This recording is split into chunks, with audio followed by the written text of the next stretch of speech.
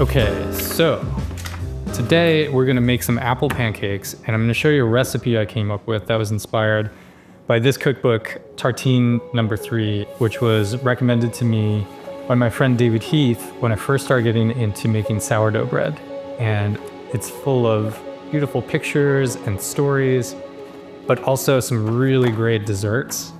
And there's this recipe for Cardamom, or nun's puffs, that are basically like French donut holes. And the surprising ingredient in here is the use of cardamom, which is not a spice that I would have typically associated with dessert foods, but there's something amazing about the combination of the sugar and the cardamom. And so I had the idea to use that in our apple pancakes. Now, we have a lot of apple trees on the farm. And when we first moved here, we actually didn't know that because they were covered in blackberries. And over the years of doing the restoration work here, we've uncovered dozens of apple trees. We're inundated with them during the fall months. It's amazing. And so we've started making cider. We can do a video on that at some point. Started making a lot of apple pancakes and kind of refining this recipe. And some people had expressed interest in seeing it. So I'm going to show you how I make them. They're really simple. And I think they're really good. Okay.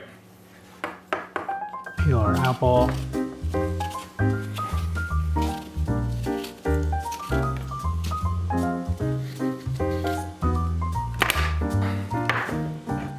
Shredder here. Probably should have done this at the end of the process because it will quickly start to brown if you leave it for too long. But we'll do this pretty quick. So I'm gonna set that aside and start mixing together the batter. Okay, this is 1.5 cups of all-purpose flour and then 1/2 cup of whole wheat flour. If you can find whole wheat pastry flour, it's amazing. So this, though, today is just regular whole wheat flour. Next, milk. It's equal proportions. So this is 2 cups. I use oat milk. You could use whatever kind of milk you want to use. And then a healthy pinch of salt.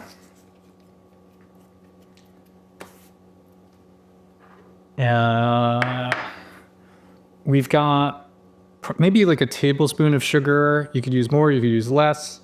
You don't even necessarily have to use it, but got the sugar. And then we've got the cardamom. And this is about, I would say, a teaspoon of cardamom. And again, more or less to your liking. So I put that in. And then I do 2 eggs. And there's also a vegan version of this, and I'll probably just do that in a separate video, but basically you can use flax meal in place of eggs, and it makes a pretty decent replacement. Today, I use eggs. And we're actually gonna turn on our burner while we're at it, because you want it to be nice and evenly warmed up. Okay, so I've got this, I think this is like a Dutch mixer thing, and then just gonna mix this all up. And the crucial thing, I learned this from Mark Bittman's books, with pancakes is not to overmix them. They will be a lot more dense if you mix them for too long. So you really just want to incorporate everything. You just don't want any chunks of flour remaining in there. But I really err on the side of not over mixing this. And then add in our apple. So just kind of stir those in, get them nice and incorporated. And so now just has been kind of looking like that. Cast iron works great for this. It's very non-stick. And I'm gonna ladle out a few pancakes here. One nice thing about shredding the apples is that they cook a lot more evenly. So if you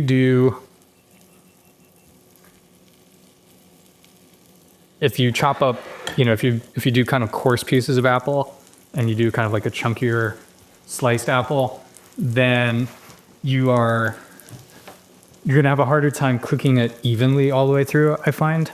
Just start it on a lower heat for that. Looks like about ready to flip.